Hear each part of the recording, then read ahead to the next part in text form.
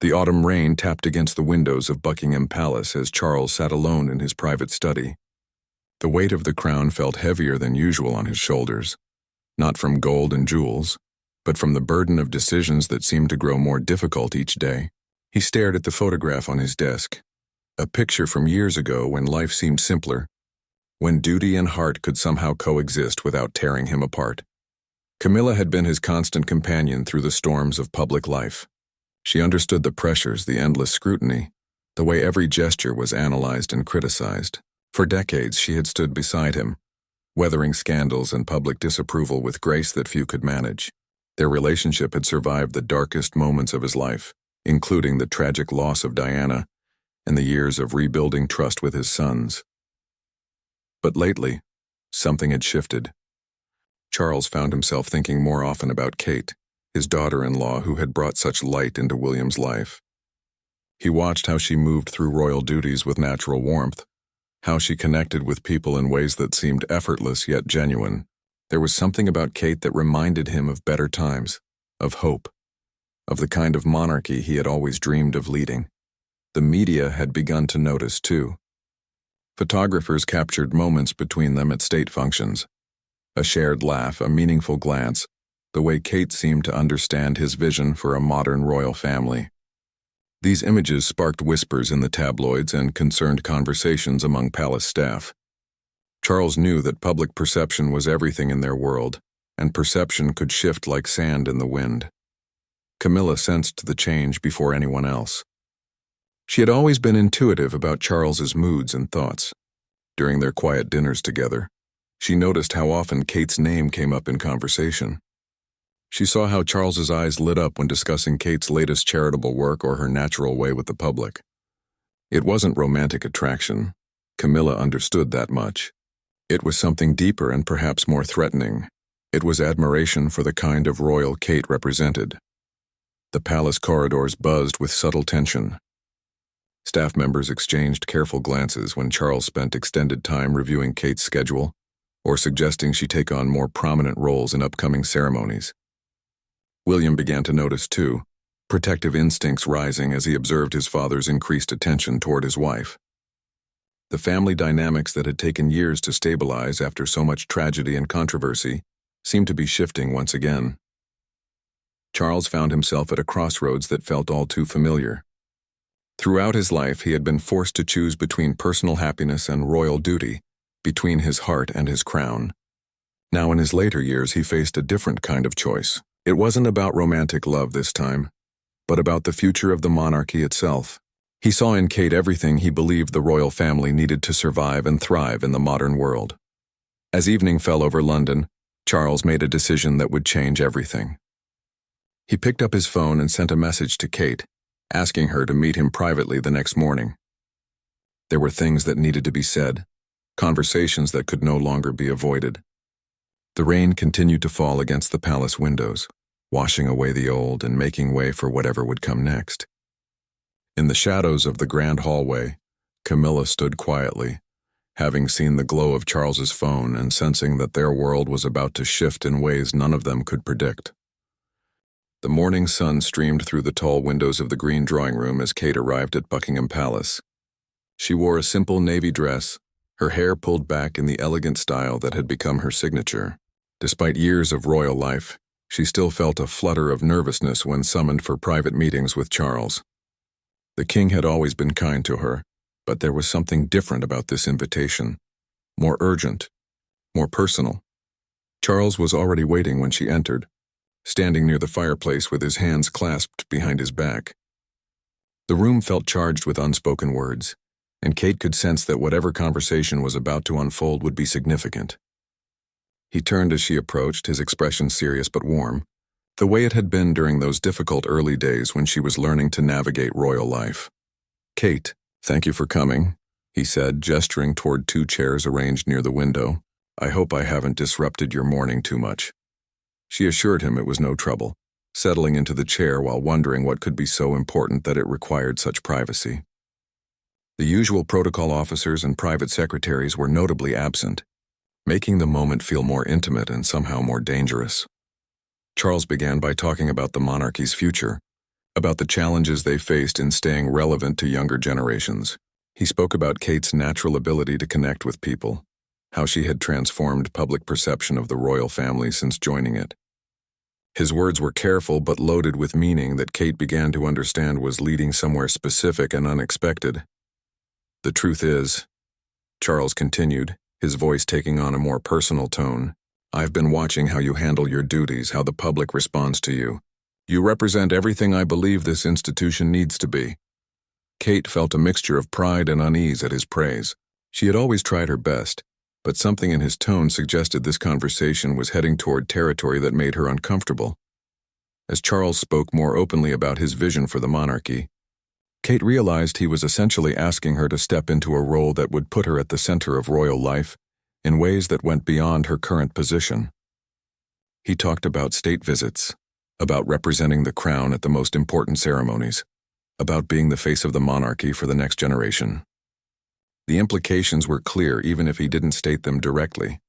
Kate thought about William, about their children, about the life they had built together within the structure of royal duty. She had always understood that service came with sacrifices, but what Charles seemed to be suggesting felt like it would require sacrifices she wasn't prepared to make. The weight of his expectations settled around her like a heavy cloak, beautiful but suffocating. "I'm honored by your confidence in me," Kate said carefully, choosing her words with the diplomatic skill she had developed over years of public life. "But I think it's important that any changes to royal roles be discussed with the entire family. William and I have always worked as a team." Charles nodded, but she could see in his eyes that he had hoped for a different response, a more immediate acceptance of his vision. The conversation continued for another hour, dancing around implications and possibilities without either of them saying exactly what they meant. Kate left the meeting with her mind spinning, understanding that something fundamental had shifted in her relationship with Charles, and by extension, her place in the royal family. As she walked through the palace corridors toward the exit, she passed a portrait of Queen Camilla and felt a pang of sympathy for a woman whose position might be more fragile than anyone realized. Camilla noticed the changes immediately. The way Charles's attention seemed to drift during their conversations, how he would check his phone more frequently, hoping for messages that didn't come from her. She had lived through enough royal drama to recognize the signs of a shift in allegiances, though this felt different from the romantic entanglements that had defined earlier decades. This was about power, about the future, about being slowly edged out of the picture she had fought so hard to be part of. The palace staff whispered more openly now, their carefully neutral expressions betraying nothing when Camilla passed, but she felt their speculation like a physical weight. She had endured public scrutiny for decades, weathered storms that would have broken lesser people, but this felt more personal somehow. It wasn't the press or the public questioning her place. It was her own husband, the man she had supported through his darkest moments. During a state dinner with foreign dignitaries, Camilla watched Charles interact with Kate across the grand dining hall. The way he leaned in to hear her comments, how he laughed at something she said, the obvious pride in his expression when she charmed the visiting ambassadors. It all felt like tiny cuts to Camilla's carefully maintained composure. She had once been the woman who could make Charles laugh like that, who could help him navigate difficult social situations with grace and intelligence. Kate, for her part, seemed uncomfortable with the increased attention from Charles. Camilla observed how Kate would redirect conversations to include William, how she positioned herself closer to her husband during photo opportunities, how she avoided being alone with Charles whenever possible. There was an integrity in Kate's behavior that Camilla had to admire, even as it highlighted her own increasingly precarious position. The breaking point came during a private family gathering at Windsor Castle. Charles had arranged what he called a working dinner to discuss the upcoming year's royal calendar. But Camilla quickly realized it was really about redistributing roles and responsibilities in ways that elevated Kate's profile while diminishing her own. The conversation was civilized, couched in terms of modernizing and appealing to younger demographics, but the message was clear. William grew visibly tense as the evening progressed, finally speaking up when Charles suggested that Kate take the lead on several high-profile international visits traditionally handled by the Queen Consort. "Father," William said, his voice carefully controlled, I think we need to be very careful about how we approach these changes. Kate and I work as a partnership, and any decisions about her role affect our entire family dynamic." The room fell silent, the weight of unspoken tensions finally breaking into the open. Charles looked surprised by his son's directness, while Kate appeared mortified at being the center of what was clearly a family conflict. Camilla felt a strange mixture of vindication and sadness. Vindication that someone had finally acknowledged what was happening. Sadness that it had come to this point at all. Later that evening, as they prepared for bed in their private quarters, Charles was distant and thoughtful. Camilla watched him through their bedroom mirror as she removed her jewelry, seeing the man she had loved for so many years wrestling with decisions that seemed to consume him more each day. She wondered if he understood what he was risking, not just with her but with William and Kate, with the stability they had all worked so hard to achieve. "Charles," she said quietly, turning to face him, "we need to talk." But he was already lost in his phone, scrolling through news articles about Kate's latest public appearance, absorbed in a world where Camilla felt increasingly like an unwelcome observer. She stood there for a long moment, watching the man who had promised to love and honor her drift further away, pulled by forces that seemed stronger than the vows they had spoken before God and the nation. The morning newspapers spread across Charles's breakfast table told a story he hadn't expected. Photos from the previous evening's state dinner dominated the front pages, but they weren't the images his press team had hoped for. Instead of showing a unified royal family, the pictures captured moments of obvious tension: William's protective stance near Kate, Camilla's carefully masked expression, and Charles himself looking somehow isolated despite being surrounded by family. Kate woke that morning to dozens of missed calls from her private secretary and several urgent text messages from William, who was already at an early morning engagement. The headlines were brutal in their speculation: royal rift deepens, Kate caught in palace power struggle, and worst of all, Queen Camilla sidelined as King Favor's daughter-in-law. She stared at her phone screen, feeling sick at seeing her private family drama played out for public consumption. At Clarence's house, Camilla sat in her morning room with her own collection of newspapers, each one more painful than the last. The press had always been harsh with her, but this felt different. These weren't attacks on her character or her past. These were obituaries for her relevance, speculation about her declining influence, predictions about her eventual marginalization. She set down her coffee cup with shaking hands, the weight of public humiliation settling over her like a familiar but unwelcome blanket. Charles spent the morning in crisis meetings with his private secretaries and press officers, trying to understand how what he saw as internal family discussions had become front-page news. The palace communications team worked frantically to craft statements that might contain the damage, but Charles could see in their faces that this story had taken on a life of its own. The narrative of royal family dysfunction was too compelling for the media to ignore. William arrived at Buckingham Palace unannounced, bypassing the usual protocol that governed family meetings. His protective instincts had been triggered not just by the morning's headlines, but by Kate's obvious distress when he had called her from his car. He found his father in the study, surrounded by newspapers and looking older than William had seen him in years. "This has to stop," William said without preamble, his voice carrying the authority of a future king who had learned to protect what mattered most to him. "Kate doesn't deserve to be pulled into whatever this is. She's done nothing but serve this family with honor and dignity, and now she's being portrayed as some kind of homewrecker." Charles looked up from the papers, startled by the anger in his son's voice. The conversation that followed was unlike any they had shared since Charles became king. William spoke with a directness that cut through years of diplomatic family interactions, making it clear that he would not allow Kate to be used as a pawn in whatever game Charles thought he was playing. He reminded his father of the damage that royal family conflicts had caused in the past, of the price they had all paid for putting personal desires ahead of institutional stability. Charles found himself defending decisions he wasn't even sure he had consciously made. He tried to explain his vision for the monarchy, his belief that Kate represented the future of the institution, but his words sounded hollow even to his own ears. William's response was swift and cutting. "Kate is my wife first, a mother to our children second, and a member of this family third. If you can't respect those priorities, then you don't understand what makes her valuable to this institution at all. Meanwhile, Kate spent the day in her own form of damage control, making calls to charities she worked with, reassuring staff who were worried about the implications of the morning's stories. She felt the weight of responsibility for a crisis she hadn't created, but seemed destined to resolve.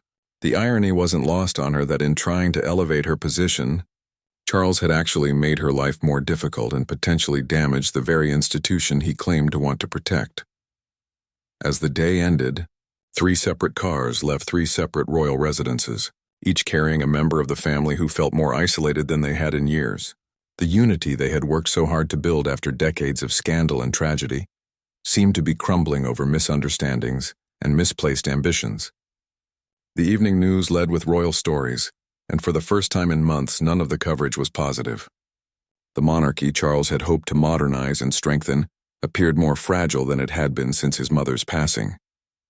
The silence in the private dining room at Buckingham Palace was deafening, as Charles, Camilla, William, and Kate sat around a table that had witnessed countless family discussions over the decades. This emergency meeting had been called by William, with the reluctant agreement of his father, after 3 days of increasingly damaging media coverage that threatened to overshadow a crucial state visit from European allies. Kate spoke first, her voice steady despite the obvious strain of the past few days. She addressed Charles directly, with a respect that somehow made her words more powerful. "Your Majesty, I want to be absolutely clear about something. I never sought any role beyond what William and I agreed to when we married. If my presence or my work has somehow created confusion about protocol or hierarchy, then I need to understand how to fix that." Charles felt the weight of his sons and daughter-in-law's gaze, and for the first time since this crisis began, he started to see the situation through their eyes. Kate looked exhausted. William appeared protective and angry, and Camilla seemed resigned to whatever outcome this conversation might bring. The vision he had constructed in his mind about modernizing the monarchy suddenly seemed naive and selfish. Camilla, who had remained silent through the opening exchanges, finally spoke with a dignity that reminded everyone why she had survived decades of public scrutiny. "I think we need to acknowledge what's really happening here," she said, her voice calm but firm.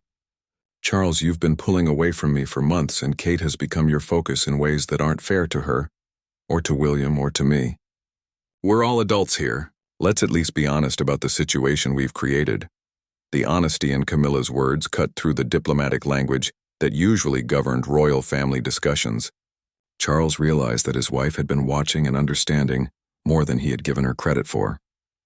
Her grace in the face of what amounted to public humiliation made him see how far he had strayed from the values that had guided his reign. William took his father's hands across the table, a gesture of connection that transcended protocol. "Dad, I understand the pressure you're under. I know you want the monarchy to survive and thrive, but strength comes from unity, not from elevating one person at the expense of others. Kate and I are a team. We always have been and we always will be. If you try to separate us or use her in ways that damage our marriage, you'll lose us both." The truth of William's words settled over the room like a cold wind. Charles had been so focused on what he saw as Kate's potential that he had failed to consider the cost of his attention. He looked at Camilla, really looked at her, and saw the woman who had stood by him through scandals and triumphs, who had earned her place not through birth but through loyalty and resilience. Kate reached across the table to take Camilla's hand, a gesture that surprised everyone, including herself. "I want you to know," she said to her mother-in-law, "that I have never seen myself as your replacement or your competition. You've been nothing but kind to me from the beginning, and I won't be part of anything that diminishes your position or your dignity." The gesture broke something open in Charles's chest, a realization of how his actions had affected everyone he claimed to care about. He saw Kate's integrity, William's protective love, and Camilla's wounded but enduring grace, and he understood that he had been on the verge of destroying the very thing he had tried to protect. The conversation that followed was painful, but necessary, full of admissions and apologies that had been building for months. Charles acknowledged his mistakes. Camilla spoke about feeling invisible. William expressed his anger about Kate being put in an impossible position. And Kate talked about the pressure of trying to serve everyone while protecting her own family. As evening approached, They emerged from the meeting with a clearer understanding of each other and a plan for moving forward. The media would continue to speculate, but the family had found its footing again. Charles had remembered why he had fallen in love with Camilla in the first place, and he had gained a new appreciation for the integrity that William and Kate brought to their roles. The crisis had been painful, but it had also been clarifying in ways none of them had expected. The rehabilitation process began quietly, with small gestures that palace photographers and media observers would later recognize as significant. Charles made a point of publicly acknowledging Camilla's contributions during their next joint engagement, speaking with genuine warmth about her decades of service and her understanding of the role she had grown into. The words felt different this time, not dutiful but heartfelt, as if he was rediscovering what he had temporarily lost sight of. Camilla watched her husband with cautious hope during those first weeks after their family meeting. She had been hurt more deeply than she had allowed herself to admit, not just by Charles's actions, but by the public speculation about her relevance and future. The healing would take time, but she could see genuine remorse in his efforts to rebuild what had been damaged between them. William and Kate worked together to establish clearer boundaries around their roles and responsibilities. They requested meetings with palace staff to clarify protocols and ensure that future scheduling decisions would be made collaboratively, rather than unilaterally. Kate, in particular, insisted on more transparent communication about expectations and limitations, determined never again to be caught between competing loyalties within the family. The media narrative slowly began to shift as photographers captured genuine moments of family unity. A particularly powerful image emerged from a charity gala, where Charles was seen helping Camilla with her coat, while Kate and William stood nearby, all four of them laughing at something someone had said. The naturalness of the interaction suggested that whatever tensions had existed were being resolved privately and authentically. Behind the scenes, Charles had begun the difficult work of examining his own motivations and insecurities. He spoke with trusted advisors about the pressure he felt to modernize the monarchy and his fear that time was running out to secure its future. These conversations helped him understand that his fixation on Kate had been less about her individual qualities and more about his own anxiety about the institution's survival. Kate found herself in the strange position of having to rebuild trust not just with Charles and Camilla but with William, who had been shaken by seeing his wife caught in the crossfire of royal politics. Their evening conversations became longer and more honest as they worked through the implications of what had happened and how to protect their family from similar situations in the future. The turning point came during a private weekend at Balmoral, where the family had gathered for what was officially described as a working retreat, but was really an opportunity to spend informal time together away from palace protocol and media attention. Charles made an effort to include Camilla in conversations about future plans, asking for her input and acknowledging her insights in ways he had stopped doing during the months of crisis. During a long walk across the Scottish countryside, Charles and Camilla talked more openly than they had in years about their fears, their hopes, and their commitment to each other, and to the roles they had accepted. Charles apologized not just for his recent behavior but for allowing his anxieties about the monarchy to affect his judgment about what truly mattered in his personal life. Kate and William spent time with their children, reminding themselves why they had agreed to accept royal responsibilities in the first place and what values they wanted to model for the next generation. The simplicity of family time helped put the recent drama into perspective and reinforced their determination to serve with dignity while protecting what mattered most to them. The weekend concluded with a family dinner where conversation flowed naturally for the first time in months. There was laughter and teasing and the kind of comfortable interaction that had been missing during the period of tension. As they prepared to return to London and their official duties, each family member felt more grounded in their relationships and more confident about moving forward together. The press noted the warmer dynamics during their next public appearances, but the family had learned to be less concerned with external perceptions and more focused on maintaining the trust and respect they had worked to rebuild among themselves. The crisis had been painful, but it had also been instructive, teaching them valuable lessons about communication, loyalty, and the delicate balance between personal relationships and public service. 6 months later, the royal family stood together on the balcony of Buckingham Palace during the annual celebration of Charles's birthday. waving to crowds that stretched as far as the eye could see.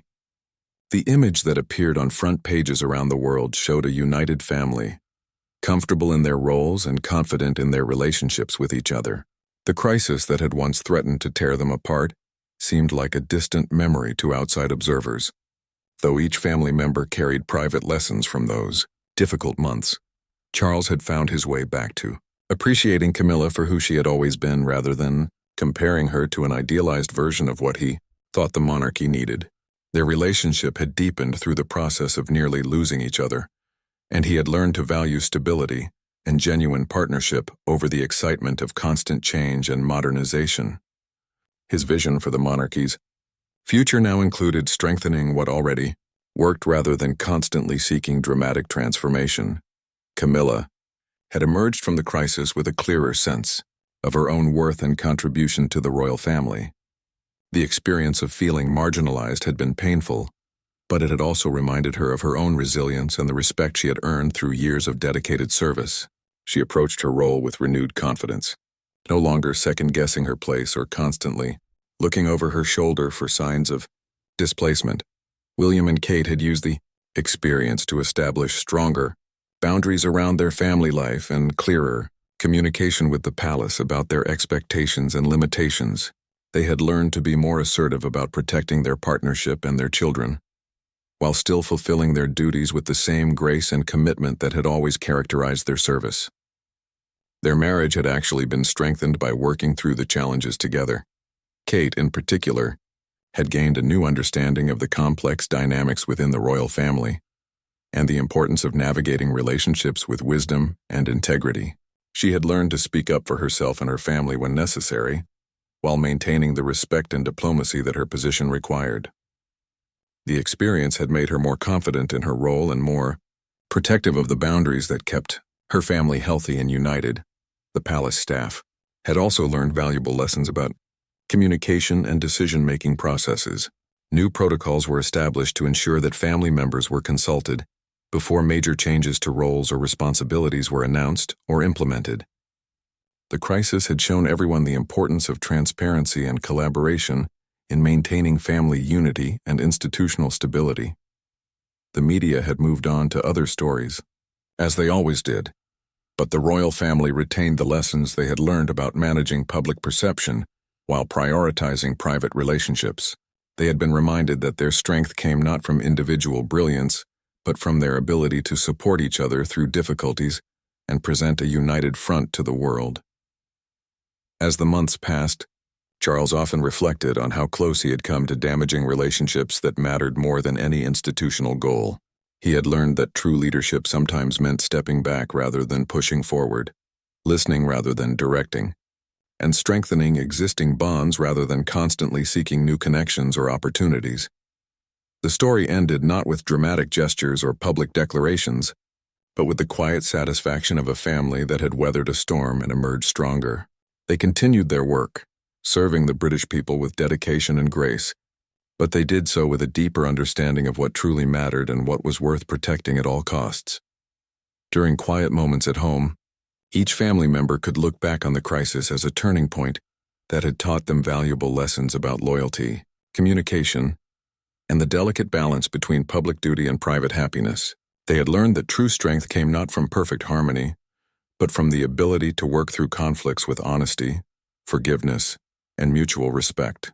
The royal family had found its way back to itself, wiser and more united than before.